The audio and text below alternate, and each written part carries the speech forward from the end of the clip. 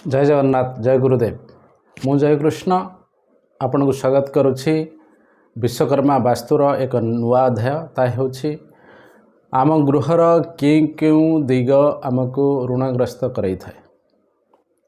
एथिरे प्रथमतः हेउछि दक्षिण दिगर पंचम एवं षष्ठ भागरे जदि द्वार थिबो एहा ऋणग्रस्त करिबा पय प्रेरणा दै थाए। एमिति भी देखा जाइछि अन्य लोक को सहाय्य करिबा पय एमाने ऋण करी आनी तांको पैसा सहाय्य करि थांती।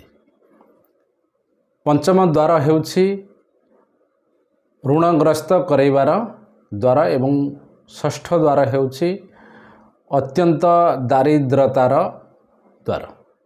तेणु ये दुईटी स्थान रे जदि द्वार थाए यह बारंबार ऋण कराई थाए। किंतु ऋण सबु बेल पई खरापे हुई न थाए। जेतेबेले जड़े लोक ऋण आनी थाए बा धार करज करि थाए निजर उन्नति पाई मध्य करि थाए एवं सेमाने भावंती आमे पर मुहूर्त रे आकु सुझी देबु। सेमाने उच्च आय को किंबा जो से समयर स्थिति तांकर इनकम बा आय को देखिकी सेमाने ऋण करि थांती किंबा कोनोसी जरूरी काम रे सेमाने ऋण करि थांती एवं आशा रखि थांती जे ओके हमर आय एमती अछि आमे भविष्यत रे ये ऋण सुझी देई पारि। किंतु सही अनुपात रे जदि आय न हुए सेमानकर ऋण भार बढ़ी जाए। तेणु आय पर्याप्त आयर दिग हेउछि उत्तर दिग।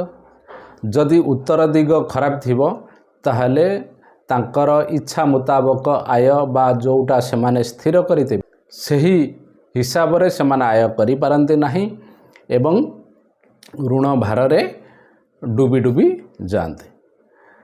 तेणु जदि उत्तर दिगरे आमर शौचालय रहिला बा टॉयलेट सीट आसिला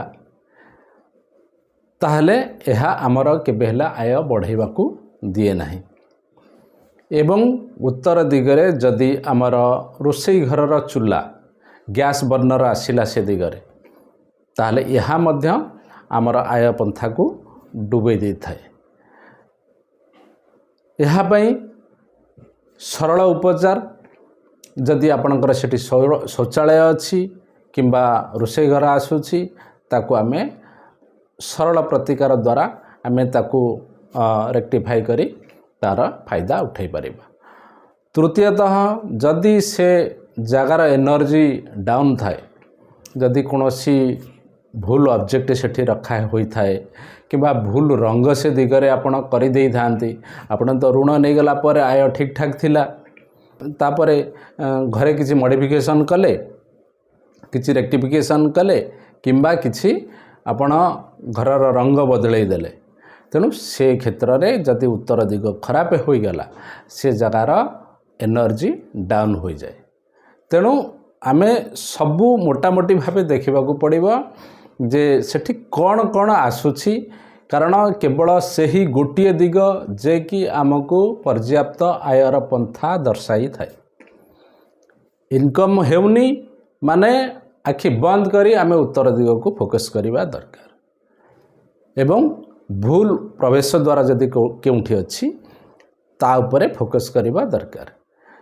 ये दुई दिग को किंबा द्वार एवं आयर पंथार दिग को आमे जिते बळे रेक्टिफाई करिदेबा बा संशोधन करिदेबा सेते आमर आय बढ़ी जाए एवं से वर्धित आय हिसाब रे आमे ऋण सुझिबा पाई योग्य विवेचित होइथा। तेणु आमे एबे चिंता करिबा कौन प्रतिकार सेठी करिबा। जदि आमर सेठी टॉयलेट सीट अच्छी ता चारि पाखरे आमे 3 रु 3.5 इंची चौड़ारे ब्लू कलर रो पट्टी लगेई परिबा किंबा रंग करि परिबा। एवं जदि गैस बर्नर आसी थाए किंबा सेठी रोसई हेउ थाए चूल्हा रोसई चूल्हा सेठी आसु थाए ताहले से गैस चूल्हार तले आमे गोटे सबुज रंगर टाइल टे रखिपार किंबा सबुज रंगर ମାର୍ବଲଟିଏ ରଖି ତାର ଯେଉଁ ଏନର୍ଜି ବଢ଼େଇବା କଥା ଆମେ ବଢ଼େଇ ପାରିବା। ତାକୁ ଆମେ ତତ୍ତ୍ୱ ସନ୍ତୁଳନ ବୋଲି କହିଥାଉ, କାରଣ ତାହା ଅଗ୍ନିର ଦିଗ ନୁହେଁ।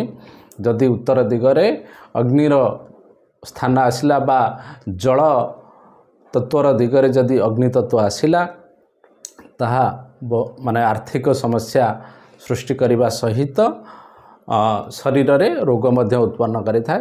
ତେଣୁ ଏହା ହେଉଛି 100% ଇଫେକ୍ଟିଭ୍ ପ୍ରତିକାର, ସରଳ କିନ୍ତୁ ଏହା ଠିକ୍ କାମ କରେ।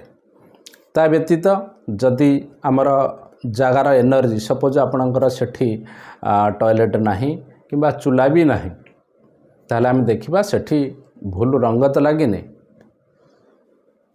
କିମ୍ବା କୌଣସି ଅବଜେକ୍ଟ ସେଠି ରଖାଯାଇଛି, ତାହା ନେଇ ସେ ଜାଗାର ଏନର୍ଜି ଫିଲ୍ଡ ତ ଡାଉନ୍ ହୋଇଯାଉନି, କିମ୍ବା ସେଠି ଆପଣଙ୍କର ସିଢ଼ିର ପାହାଚ ଆସୁଛି ଯାହାକି ସେ ଏନର୍ଜି ଫିଲ୍ଡକୁ ଦବେଇ ରଖୁଛି। ତେଣୁ ତା'ର ପ୍ରତିକାର କରିବା ନିହାତି ଆବଶ୍ୟକ।